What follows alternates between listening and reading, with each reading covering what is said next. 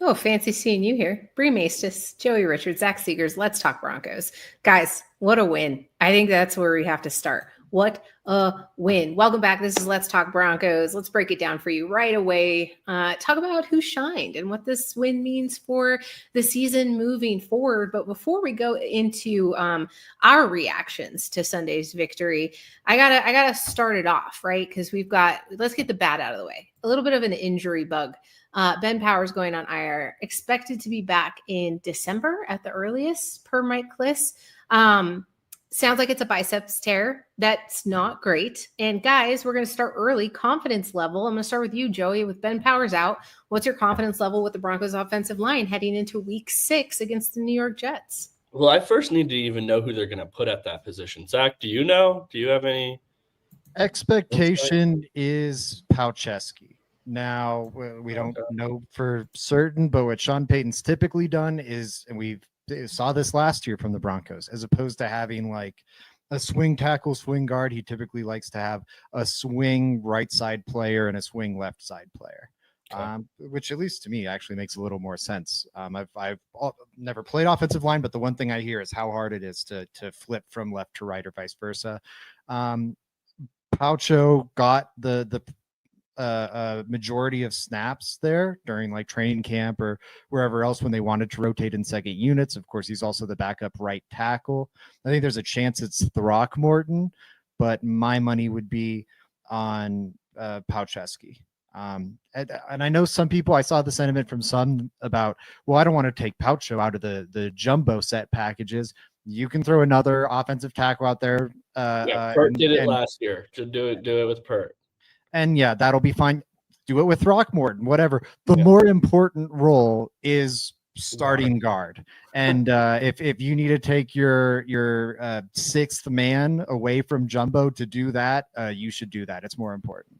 I feel bad for everyone who splurged on a 63 eligible jersey. That's all I'm going to say. Like if that's the worst case scenario we can think of. But Joey, that factors into your confidence level, having an unknown at guard.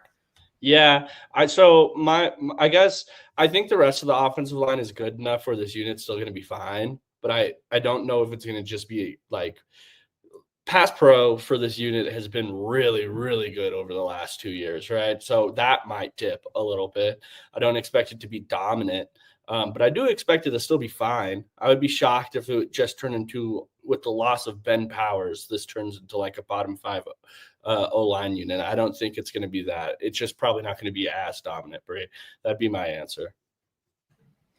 Yeah, I think part of the reason this offensive line is so much better protecting the passer than run blocking is the design of the offense. I think Sean Payton does a great job designing these things to where it helps the quarterback out some. And Bo Nix is great at helping the line out too. But even if you look at, pass block win rate, run block win rate, all that stuff, I think the offense is really well designed, and that kind of inflates some of those pass block metrics. And I think that'll pay off when you put Paucheski in there. I think he'll benefit from that as well. I also think when we saw Paucheski fill in last year, it was fine. And I think this is kind of, as long as it doesn't end up totally blowing up in the Broncos' face, I think it's kind of a blessing in disguise, because very good chance they are going to cut Ben Powers this upcoming offseason. There's an out in the contract. It's a nice, easy way to free up some cap space. He hasn't really been living up to that contract. He's been pretty good. I won't lie.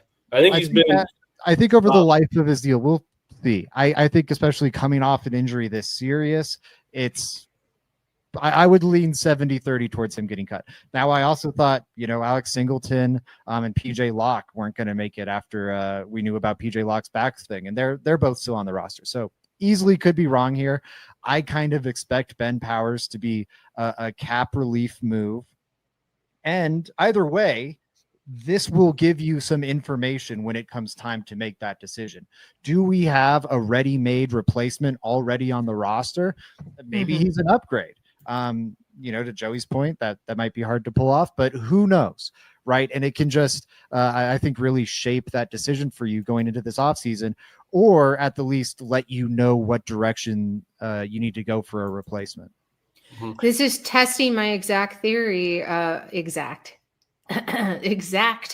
theory of the offseason as we were prepping for this. My confidence level in the depth of the offensive line was within question. So now we're going to start seeing some answers here. I think it's very interesting that you both are kind of split on that. And Joey, I'll let you have a little bit of a rebuttal, but I am a little bit concerned because I think there's some consistency that comes with Powers that you're not necessarily going to get, which with whoever you plug in there. Obviously, I think it's going to be Palcho, but this line can hold a lot of pressure, and now they're going to have to start adjusting timing and maintaining protection. Like a biceps IR stint, that's 6 to 8 games. And if the backups perform well, I think this is a great conversation of how good the coaching is and how good the depth is, because I would say in the offseason, depth was at a 45% of confidence level. So overall, I'm going to stick with 50 because I'm just a little scared right now, because if the line struggles, and we talk about the current offensive line having a lot of anchor points, when you remove one of them,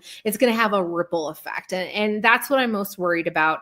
If Denver handles this shuffle well, then we know that they're very resilient and they can make it through a little bit of an injury scare. But Joey, you think Ben Powers has been a good contributing factor to this offensive line? Is that a fact? I absolutely do.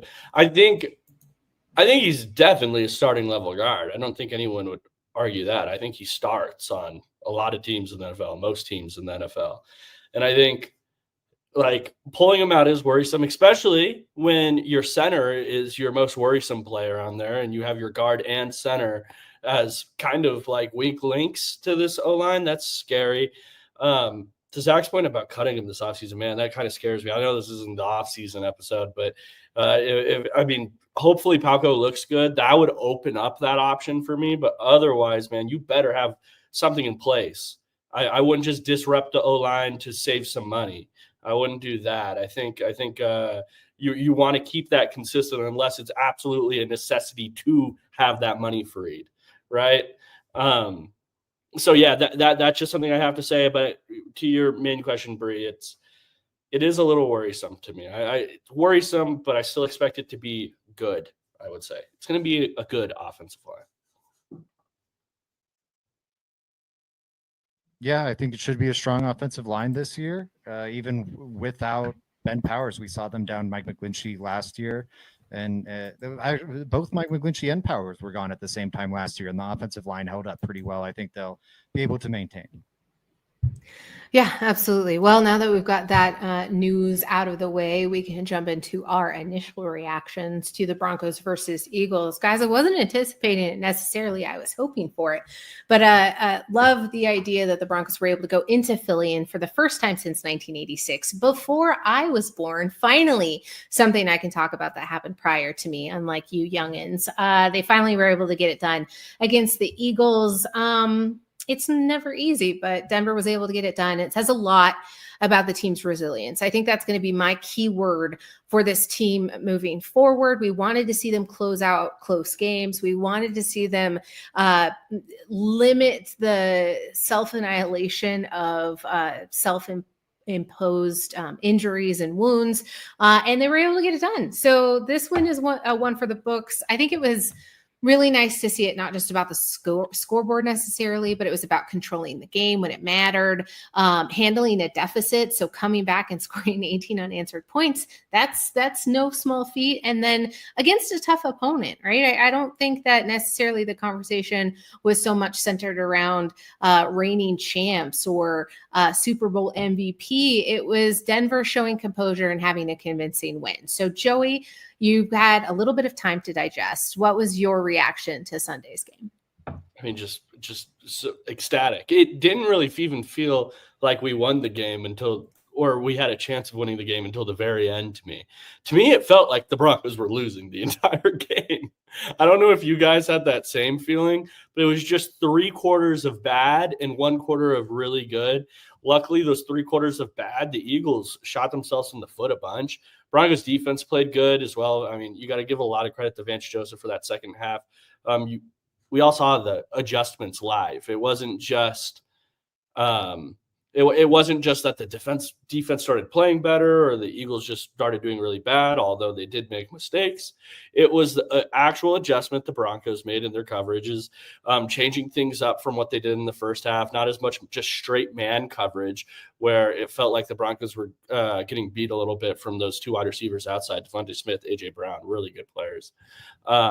And took a different approach to it, and it really, really stifled the Eagles. So a lot of credit to him. But yeah, my reaction just was kind of disbelief until the end. I was at somewhere with my girlfriend and some other people, and there was an Eagles fan there, and he was so angry, and it really put in perspective for me. This is where the excitement came out. I was like, I am so happy. I hate these people. I hate Philadelphia fans. I hate them so much. I hate them. They're the worst fans. They're crying up and down the timeline. They're crying all the way through the games. And then when they win, they're the biggest lunatics ever. So yeah, that's all. Yeah, I think this is an incredibly satisfying victory. The most fun Broncos victory, I think, since Super Bowl 50, the most important Broncos victory since Super Bowl 50, the biggest, all the superlatives. I think that this has been a fantastic week for Broncos country. I think it also gives you a lot of optimism going forward now. Like it's very easy to imagine this team being 8-2 with Kansas City coming to Denver for a Week 11 battle, maybe for the division. Maybe it's just, can the Chiefs narrow the gap on the Broncos? I think you look at how beat up the Chargers are now. I think you look at the Chiefs already being one game back and their remaining schedule. They've got the Lions this upcoming week. I know they've got a few other tests between now. Yeah, they've got the Bills still on the schedule before that Broncos game. They'll have the Commanders between now and that game in Denver. So I figure if they lose one more and the Broncos can take care of business here, where they should be favored or at least coin flips on all these games between now and the Chiefs game, and the Chargers are as beat up as they are, there's a very good chance you go into Week 11, Chiefs coming to down, and you've got a multiple game lead on the division, and you can, kick the Chiefs a few steps down by, maybe extending that 2-game lead to a 3-game lead, or a 3-game lead to a 4-game lead, putting yourself in the driver's seat with the tiebreaker too. This is a golden opportunity for the Broncos, and it's because of this Eagles game. You saw them get hot after the Bucs win last year, and I think similarly this proves to the team like, hey, we can win it. I'd agree with Joey that the offense was largely ugly for the first 3 quarters. What? I said that Eagles fans suck. Yeah. Oh, yes, that too. But the offense was largely ugly for the first 3 quarters. But I'm not as low, I think, on the overall performance through 3 quarters. I think this was a great showing from the Broncos special teams overall. Arguably their best of the season with how up and down they've been. Crawshaw's legit. The defense was money. I mean, you get burned on a couple plays, like Singleton's going to get torched by Barkley. I think we all had a feeling that might happen at some point in this game. AJ Brown beating Surtain as many times as he did, I in the first half of that game, I don't think you expected. But I think really impressive win from the Broncos. I think the offense was maybe only good for a quarter, but overall as a team, I think they were only in it because of the 4 quarters of team performance. Yeah, three clean phases of football. And as that continues to progress and evolve, I think you're going to see more cohesiveness across the entire smattering there for the Denver Broncos. Joey, do you agree? Biggest win since Super Bowl 50? Man, I want to say no, because all of the Eagles fans are saying that it's our Super Bowl. So no, it is not. Multiple other more important wins, in my opinion. Zach, what do you have to say? I'm not going to just say it out of spite. Yes, I think that is the biggest win. The ones I've seen brought up that I think are maybe comparable. 2023 win over the Chiefs, breaking that drought. That one is pretty sweet. I just, that team wasn't, I guess at that point they were still kind of in the playoff hunt. This one seems more important to me. You have the 2023 actually, road win over the Bills. That one got mentioned a lot. That is an impressive W. You have the 2024 win over the Buccaneers that kind of kick-started everything for this Bo Nix era in Denver. I think this takes the cake over all of them. You are Jalen Hurts hasn't lost a game where he's played 4 quarters in over a year. It was like a year and 2 weeks or a year and a week or something like that. They haven't lost at home in like a year and 3-4 weeks or something. You're knocking off the defending Super Bowl champion. It's a thrilling comeback to do so. I think this is going to catapult the team a long ways this season. It's a yes for me, Bree. What say you? I mean, I have to agree simply because it's a what have you done for me lately league. I'm really excited about it. And I think Joey just nails it when he says it's because it was Philly and Phillies fans. So for all the haters watching along, we thank you. Thanks for the clicks. We hate you as well. We thank you and we don't. The feeling is mutual. I really can't stand them. I've never felt this way about fans, even in division fans. I saw them this weekend. I saw them in person. It was none of them did I like. I don't like. What amazes me is how well they travel too. So when the Eagles are here, it is just swarms, flocks. Yeah. You always know because they look mad. Eagles fans are just angry, like all the time. No disrespect to the city of Philadelphia. All disrespect. Oh, I don't want to get. All right. Well, no, we'll throw it over to Zach, and he'll always bail us out like you always do. Zach, who impressed you from that game on Sunday? One person, really like a group of people that really impressed me was the coaching staff as a whole. I thought this was a standout performance by Vance Joseph. Joey alluded to it earlier, but like great in-game adjustments going from the first. I don't like that was the game plan entering the game, trying to man up and beat the Eagles when they've had a fair bit of success versus man coverage and have really struggled versus zone. But made the adjustment in game, completely stifled the offense in the second half.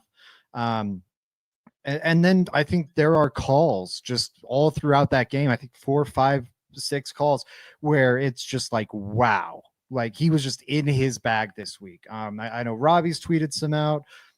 Frankie's tweeted some out. I've even seen national guys like JP Acosta with CBS Sports tweeting him out and just being like, whoa, this is some cool design from VJ. So I thought just great showing from him.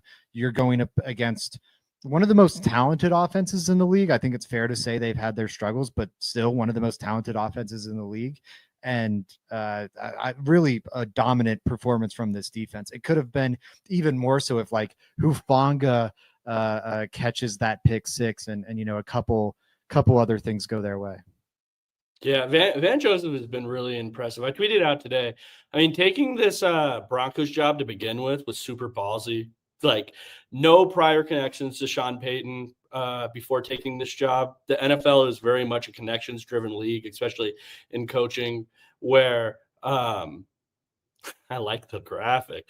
Okay, where it's very much connection-based league where if you coached under someone before and you now have a connection to that guy and that leads you to the next job. Vance Joseph took this with no connection to Sean Payton at all. And it was the same thing when he was in Arizona with Cliff Kingsbury, right? Which is the graphic here makes him a super appealing head coaching option going forward, I think. We all saw it with Nathaniel Hackett. We've seen it with a bunch of coaches in the NFL. What was that? Nothing. Keep going, Joey. Okay. You're right. Keep going. Which makes it super. Sorry, I lost my train of thought here. Where I'm so sorry, Joe. You're talking about he was flexible. He worked with Cliff Kingsbury in Arizona, worked with Sean Payton. Oh, yeah, but we all seen it where like Nathaniel Hackett, for example, or plenty of coaches in the NFL where they fail because they don't have a staff to build around them. One thing VJ can walk into situation and say is I have connections all around the league. I've coached here. I've coached with all different types of offensive minds, varying schemes. I can hire from multiple different staffs. I have connections everywhere. And a lot of coaches don't have that. A lot of newer coaches don't have that. Along with, I mean, we all have this conversation plenty of times that we've been covering the Broncos through plenty of coaching searches. Retreads aren't a bad thing. And Vance Joseph was hired in a time where he was way too young for a head coach job, way too inexperienced for a head coaching job. And that stuff back then, he's had plenty of time to think about what would I have done different. Plenty of time. And I think that's why he took this Broncos job to begin with. Another thing is, do you guys remember when he was hired? He wasn't even really coaching his scheme. Sean Payton had another guy in there trying to tell him what to do a little bit, or tell him what defense and help him with what defense Sean Payton wanted to run. He's just a super adaptable person with plenty of connections around the league. He's a former offensive player that now coaches defense. He has experience doing both ways. I think there's plenty of reasons to think Vance Joseph is going to be a damn good head coach, and I think he should be hired as one. I think he should be up there high on a lot of people's coaching searches this next offseason. And to your point about his resume, I think now he actually has the resume of someone who should be hired to be a head coach. I think he interviewed well and Elway was blown away, or, whatever it was. But his resume when he was hired to be the Broncos head coach was not that of your typical coordinator turned head coach. He was like a 1-year coordinator, if I'm remembering correctly. And it was a middling to below average defense that he oversaw. But, it was the whole great leader of men, yada, yada. I think he is that. And it's been demonstrated throughout his career since then. And I would view, honestly, because of how inexperienced he was the first time around, I would view that first head coaching opportunity that blew up in his face as more of a positive than a negative. I don't think that's super indicative of the coach he is now. He got that first crack with only 1 year of coordinator experience. Now he's got 3 in Denver to pair with 3-4 in Arizona. So just dramatically more, on top of the fact that now to Joe, he can think back and go, what went right? What went wrong? What would I like to do differently? What would I like to run back? How do I want to build my staff? Like, he's seen some of those pitfalls, and it's not in a way of like Mike McCarthy or something like that, where how much is that leopard going to change their spots? VJ was a dramatically different coach, at least in terms of his resume, the first time he got a crack at it, as opposed to what he'd be now. I would love to see him get his chance. Also, I didn't think about this until just now, despite me making the graphic. The Dolphins and Bengals, 2 teams very likely to be in the head coaching mix this cycle, are teams that Vance Joseph has formerly coached for, ownership groups he will have connections with, especially the Bengals, where it's such like a family organization and everyone who's been in that front office has been there for decades. They'll be very familiar with Vance Joseph, and that further bolsters Joey's point on connections. Now, what about this, Zach? Could I interest you if you were an NFL owner or something like that? Could I interest you if I were like, hey, I'm Vance Joseph, I'm bringing what I do to your team, and my offensive coordinator is Davis Webb? I think that adds a little to it too, as well, because Davis Webb is a hot name to be a play caller this next year. I think he has a lot going for him, man. Yeah, it just depends how tight that relationship is, I think, to an extent. But maybe it doesn't, because I think Davis Webb, knowing how hot his name is, how what his trajectory looks like right now, there are going to be opportunities for him to be an offensive play caller, to be a maybe even head coach somewhere down the line. And that ascent isn't going to happen likely as long as he's in Denver. Obviously, Peyton's going to be calling the plays, but I would be surprised if Lombardi gets pushed out for Webb. I think, honestly, the Broncos would be smart to do that, get some young, fresher ideas working with Peyton instead of the guy who's been working with him for decades and decades. I don't think they'll do that. I think they'd be smart too. But even if they did offer that to Webb, I'd probably go, I'd rather go be offensive coordinator somewhere where I can call the plays and build my head coaching resume. Yeah, imagine that duo in Cincinnati with Joe Burrow for 4 games a season while he's healthy. in the NFL, head coaching is all about experience and highs and lows. And I think Vance Joseph will eventually get his second chance. That's what it's all about. Second chances and being able to do it. I like the way that you people both put that. I think this league, although it is brutal and is unforgiving of mistakes, I think you both point to why it's the right direction moving forward. But it is the solemn question of having to understand that you are training up everybody in your organization to ultimately move on. And that's the hard part of having such an elite defense right now, which is why I think we should enjoy what we have at the present moment. And I think that's going to come into full it's going to be, I was going to say it's going to be prime time, but I don't think 7:30 Mountain Time in the morning on a Sunday is necessarily prime time, but it is the only game going on then. And I think it's the perfect segue to talk about the London game versus the Jets. And I don't necessarily think this is going to be a blowout because it's a neutral site game.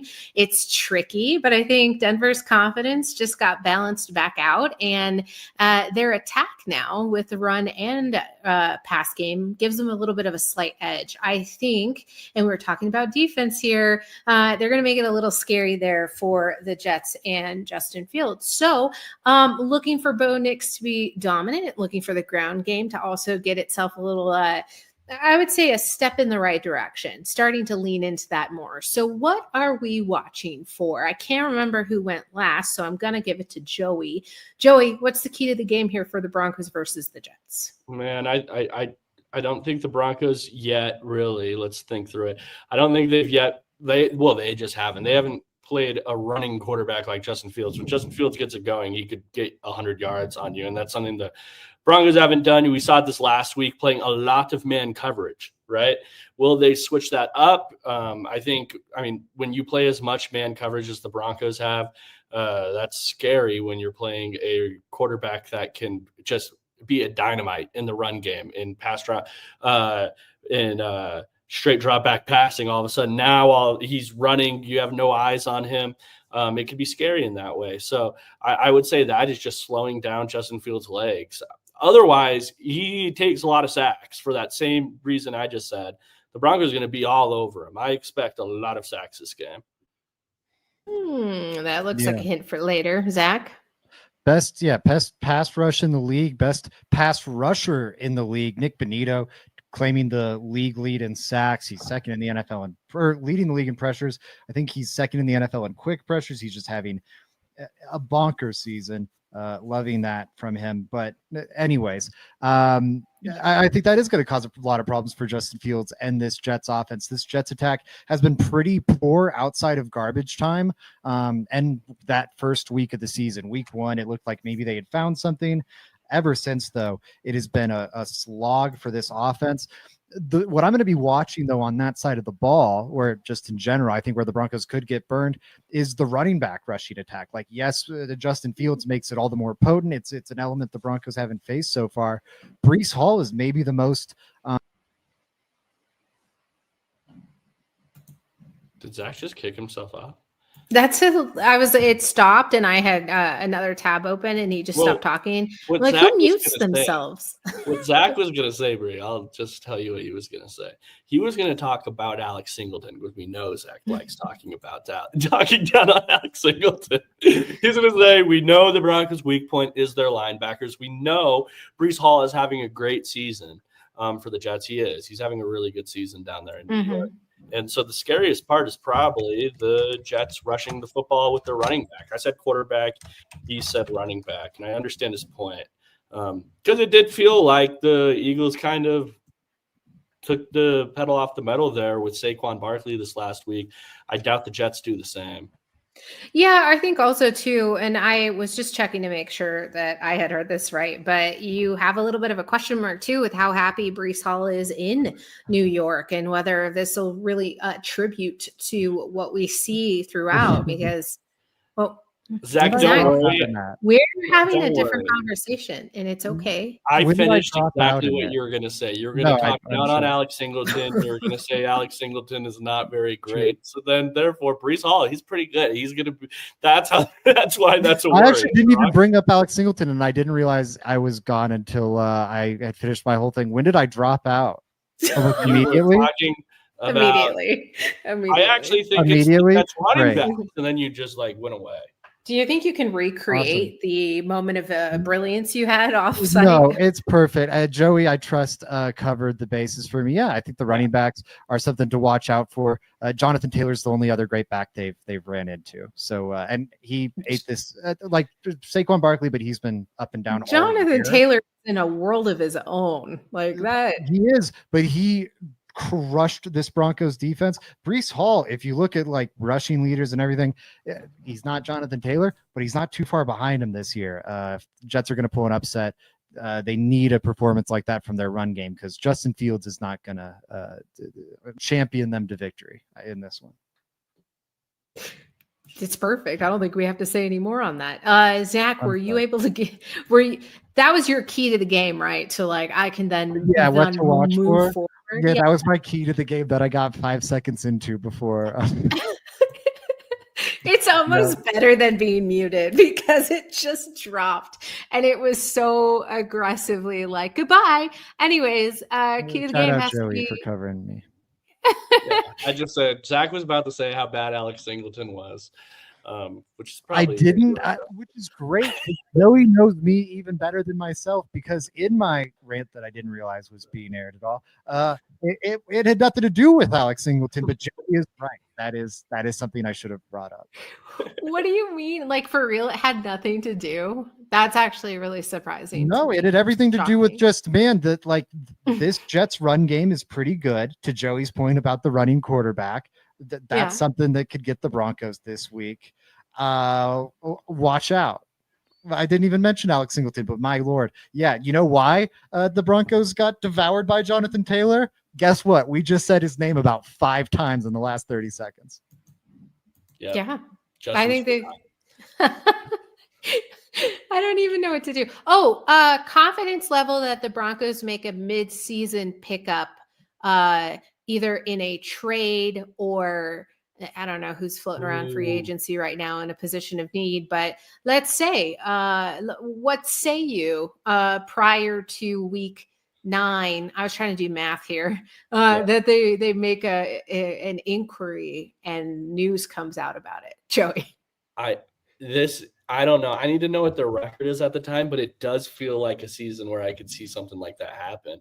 Years in the past, I've been totally no, we're not ready for that. We're not ready for any big trades or anything like that. I thought deadline does nothing for us. If anything, we're trading players away at this deadline. I've said that every year for a while now.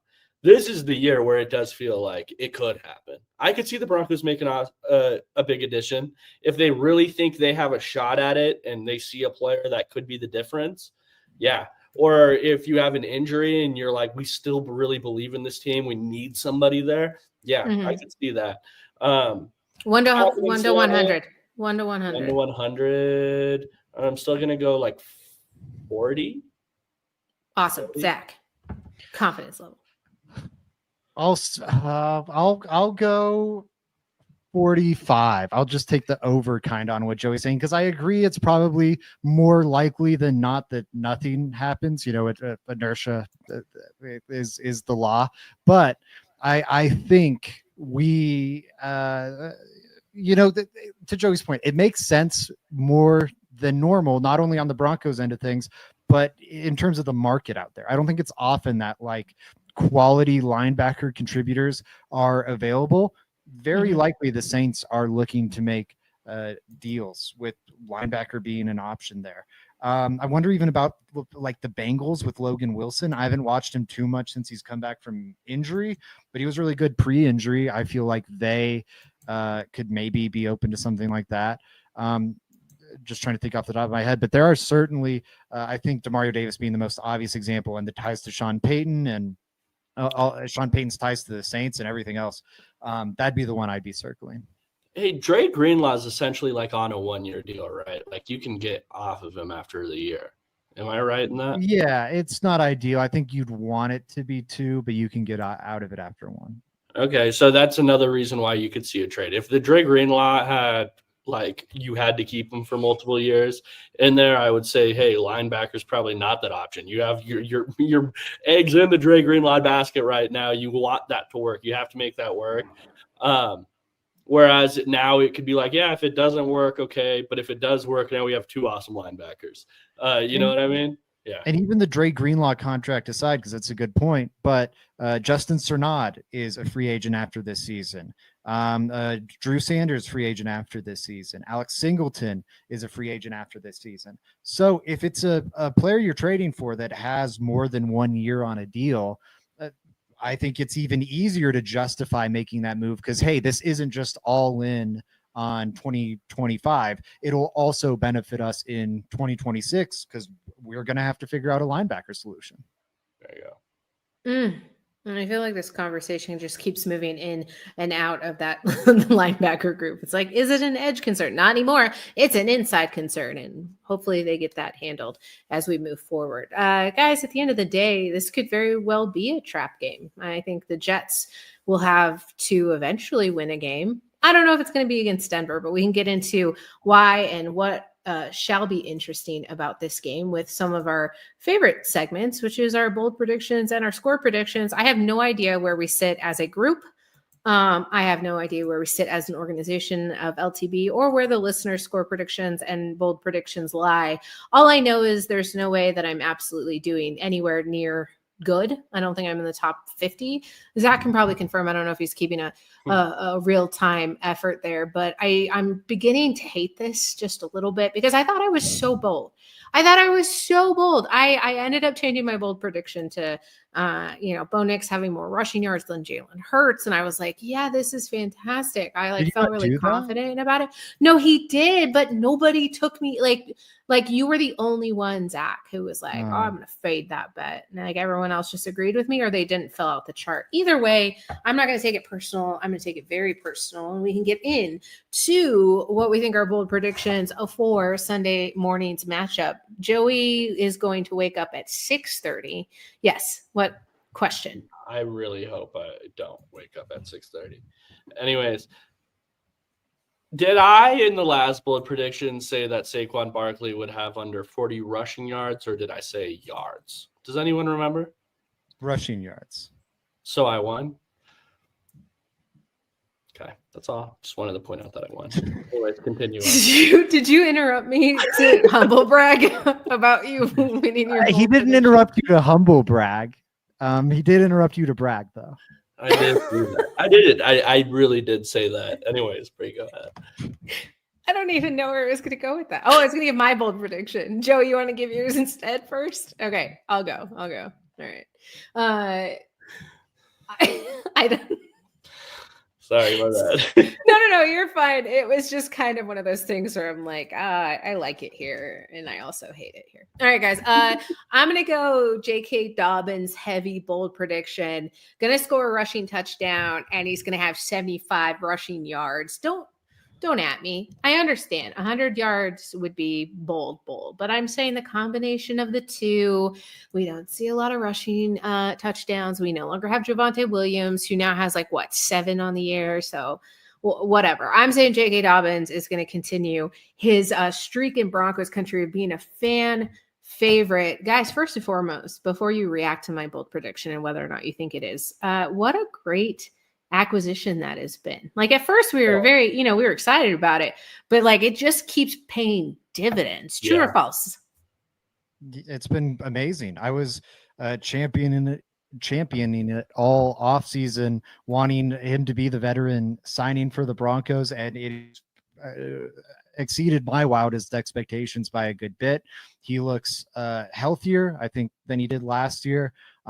His burst is better. I think he's running better than he did last year. After with the Chargers a season ago, he had a good first couple 3-4 games and really tailed off. I feel like he's only getting stronger as the season goes on. We're still early on, so hopefully that maintains. But I think he's been a fantastic signing so far. And even if it does really taper off from here, with how cheap he was and everything, it's been a slam dunk. Are you fading or are you taking? Oh, yes, of course. I am going to fade your bet. I disagree with it, Bree, to be clear. I wasn't going to ask for a clarification. I was just letting it roll. Yeah. Well, of course, you knew already. So that was more for the listeners than you. Totally. But the Jets' run defense, they're actually the defense as a whole has been terrible. And I'll get more into that in my bold prediction. But their run defense has been sneaky good. They're allowing the third worst rushing success rate against. By their perspective, the best, but only 33% of runs against them have been successful. So really hard to stay ahead of the sticks when you're running on them. Teams have popped a good number of explosives, but I think it's going to be hard to lean on Dobbins like the Broncos have these past couple of weeks. I think it might be more of a Bo Nix game. So I'm going to fade you. Joey? I am also taking you up on this bet, Bree. Why? Because I come on the show and I find success just taking you guys up on. I'm just kidding. I for a lot of the reasons Zach said, I think this is going to be a passing game. Now, luckily, our players will get some sleep. I know Heining up and down the airplane this year in London. Which is going to be great. That's fantastic news. So JK will be able to sleep, so he'll be well rested. But really quick, can you imagine how much better this plane flight is? You're coming off the massive win over the Eagles. Everyone's in a good mood, as opposed to like Russell Wilson's high knees all flight. That's got to be a dramatic swing. I'm sorry, Joey. Yeah, thank God. All right, Joey. Since you stopped, you can go ahead and give your bold. I am going to say the Broncos have over 6 sacks this game. So I changed it before. I said 6. I'm going over 6. At least 6.5 sacks. They will have this game. You can't get 6.5 as a team. It'd have to be 7. That's true. Yeah, it'd have to be 7. I'm being really stupid. It'd have to be 7 sacks. I just had to make sure you're not trying to weasel your way out with some. It's so funny how my brain was like, why not? Because there's no half a person. Sorry, go ahead. Yeah, exactly. That's funny. I just count like a tackle for loss. That's a half sack. No, but yeah, so they're going to have over 6 sacks this game. They had 6 this last week. It's best pass rush. Justin Fields gets sacked a lot. So I'm doing that. What do you guys have to say? I mean, I think it's a really good prediction on your part. I think he's going to get sacked a lot in this one. The Broncos just had 6 sacks this past week. 7, I think, is a good bit. I will say, I think these Jets tackles will be a fairly good test for Cooper and Benito. Fashanu's lived up to his draft status. He's been solid. And Membu, from everything I've heard, has been one of the best rookies in the NFL so far. He shut down, who did they play with? He shut down TJ Watt in week 1. So it's going to be a legit test for this Broncos edge group. You're being ridiculous. You just gave all the reasons. This is a good one where you're like just barely over the line. And so I'll take you up on it. See, Zach's a funny guy. You need to listen to the way he talks, right? He just gave all the reasons of why the Broncos won't get sacks. Well, 7, that's not even that many. Like, 6, 7.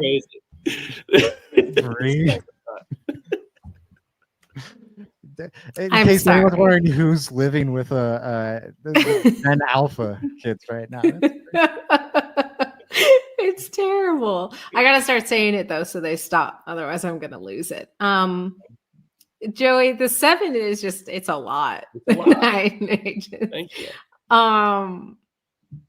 Yeah, I'm gonna say it's probably gonna be 6, and it's just I'm gonna disagree with you. Fair enough. Last week, I'm just refreshing my brain on what happened last week with everybody's bold predictions. And Zach said the running back was going to throw a touchdown pass. I don't know if there was a moment. I want to remind everybody it was bold. Zach, it was very bold. It's the first time he came on the show and said something bold. The first time in 5 years. Zach, though, there was a moment where it looked like it could have been your time to shine. It would have been so great. I wanted to take the moonshot because, man, like it would have only been worth 1 point in the competition or whatever, but it would have felt like it was worth 5,000. You know, like I could have talked about that for years and years and years on the show. Like, yeah, you know, remember when I predicted RJ Harvey's touchdown pass before it happened? To the end zone, like but specific. Do it again. Yeah, it then, would have been Zach. great. He is a former quarterback. All the same reasons. No, but I can't do it. If I do it every week, then it's just not. Then it's a broken clock being right. I need to wait for the shot to be right, and I'll take my shot again, Joey. Don't you worry.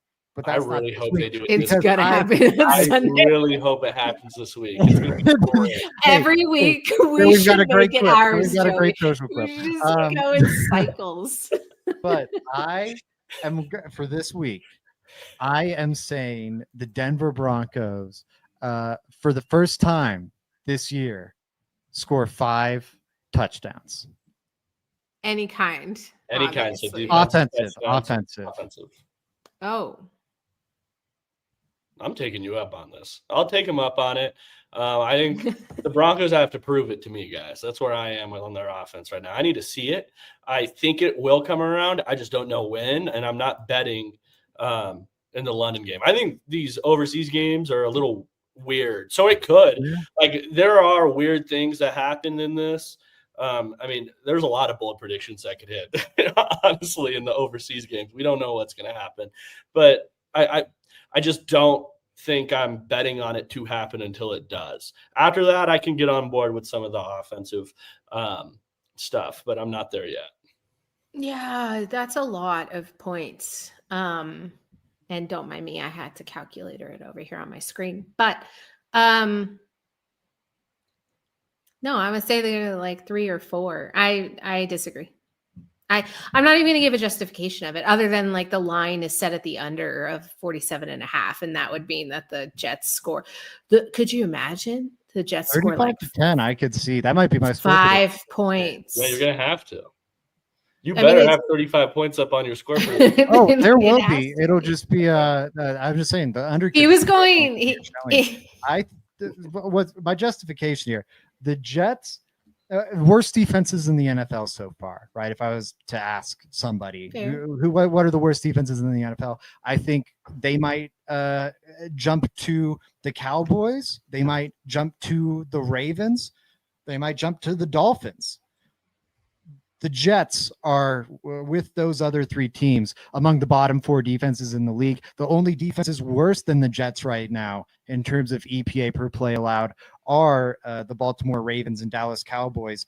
And you've seen how those teams are just hemorrhaging points. The crazier thing, the Jets are actually pretty all right in terms of success rate allowed. They're allowing a better or a lower success rate. Or no, that's not true, but about the same success rate as the Broncos are allowing. They're both around 40%.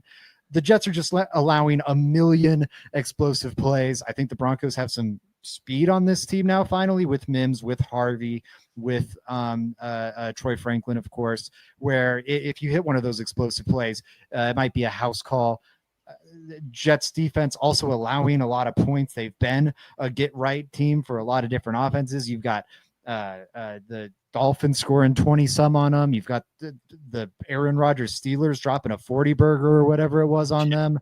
I think this is a great spot for the Broncos to get right. And I just think they've got like some mojo coming off this win over the Eagles. I think they're going to be feeling themselves. And on the opposite end of the spectrum, talk about like weird things happening in overseas games. I think the Jet spirit might just like leave their collective souls during the game. It might be like a 7, not literally 70-20, but where you just felt like the Broncos defensive spirit leave their bodies in that 70-20 game. I'm kind of expecting that from the Jets. This team seems like it's teetering right now. It's getting uglier and uglier by the week. And I feel like it's ready to self-combust. Season over season, it just becomes questionable. Anybody who touches the team turns into dust. So, Zach, where does that leave your score prediction? 35 to... Oh, I'm going to say, you know what? Do it. 35. A coward would say 35. I'm saying 41 to 13. I think Beard Zach replaced the other Zach, and it just I don't know what to. I'm the evil Zach from a different dimension. I think that's a South Yeah. Park episode where they're like their evil counterparts all are given away by their beards. Zach's just come on these last two shows and tried to just be the most bold. That's my take. I think he has a point to prove right now. He's saying, I will be the most bold. He's just upset that he's throwing out milk toast predictions, a room temperature bowl of porridge. Yeah. And Let's rewind the tape. Disappointed when we're not saying it's a spicy dish. I will find the clip and I will post it on Twitter of everyone's reactions to my bold last week. I'll post it. I was like, oh, first time on the show being bold. Well, I won. Anyways, anyways, my scored prediction is 28-10. Like, I don't think the Broncos are going to score 40. That's just a lot of points. I don't think I would predict any team to score 40 for this one. So I'm going 28-10 Broncos. Bree, what do you have going on for your score prediction? What do I have going on? Everything is a mess and life is on fire. Oh, you meant the score prediction. I don't know. I don't feel super confident in the direction I was going. So the under a 47.5, I was going to go, okay, I'm going to say 27. I'm going to say 27-20, and I'm going to be very boring. Okay. And I'm going to say the Broncos take it, but I don't think it's going to be a blowout, mostly because I think for game sake rules that I don't know. I feel like I'm always trying to just win this darn score prediction game, and it never works out in my favor. You know what I think it is, Bree? I think you're still holding on to your Justin Fields over Patrick Surtain take. That's what I think. That is unequivocally, like, I feel like I could sue you simply from you uttering those words. Defamation. Show's not even been broadcast yet, and I just gonna go out, and you're gonna have the letter in your mailbox, and it's gonna be. I'm gonna get served. Yeah, like it's he's just putting you, Zach and I.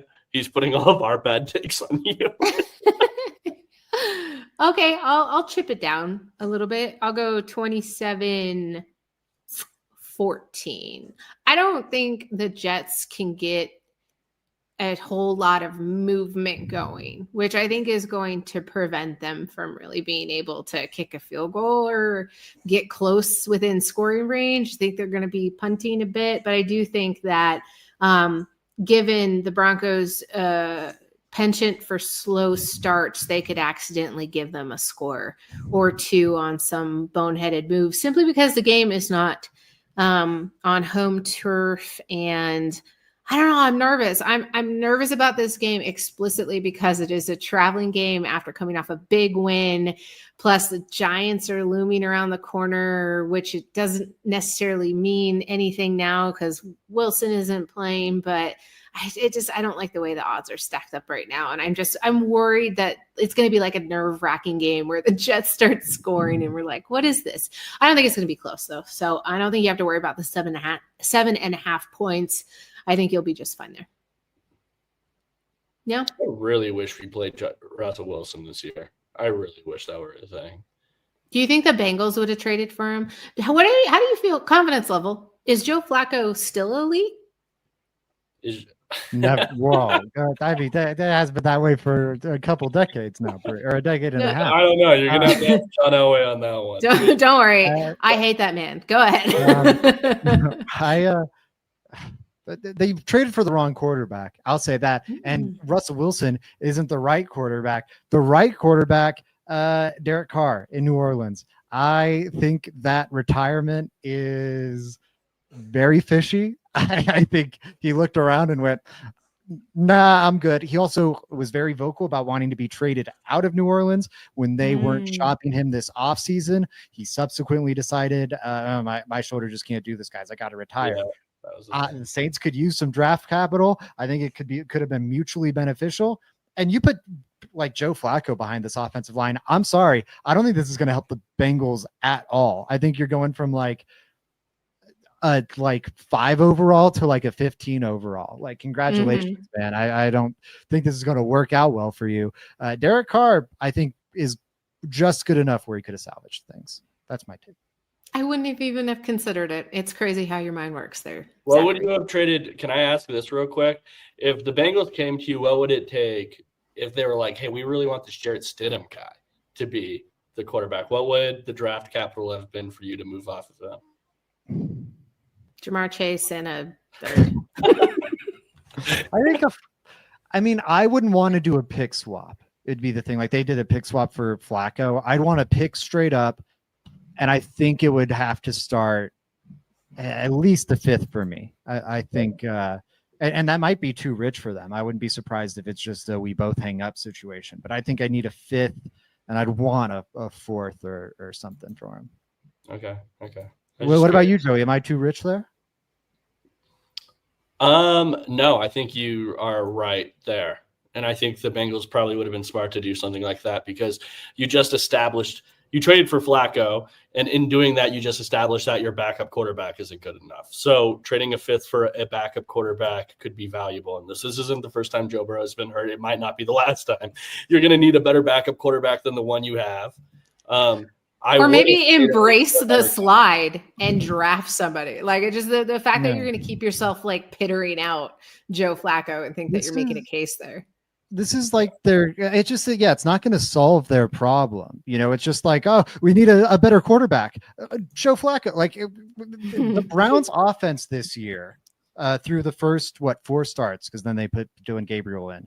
And this is crazy, but it's true, was by EPA per play, the worst Browns offense through 4 games ever. Worse than the Deshaun Watson teams, worse than Johnny Manziel teams, worse than any of these expansion Browns offenses to start the year, which is crazy because they've been god awful. This was the very first one. Makes sense almost because their run game has been okay. Like I know because I've watched Judkins. Maybe it was EPA per dropback that I heard cited. It was in a podcast, so maybe I'm slightly misquoting it, but it either maybe it was just the passing offense because I agree the run game has been decent since Judkins came back, but that would only be one game of the sample either way. Anyways, this isn't solving their problem. It's like they ran out of gas on the side of the road and they went and filled up their gas tank with water. It's like that did nothing for you. I don't know why you did that. But good on them. Hope you enjoy picking top 5.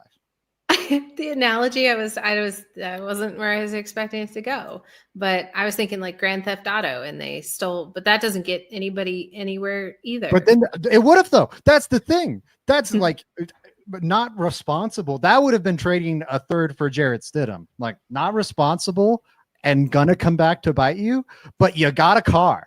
This is not, you got a mode of transport. Joe Flacco behind this offensive line, maybe I'm wrong. Maybe he just throws a million rainbows to Jamar Chase and I look like an idiot, but decent chance.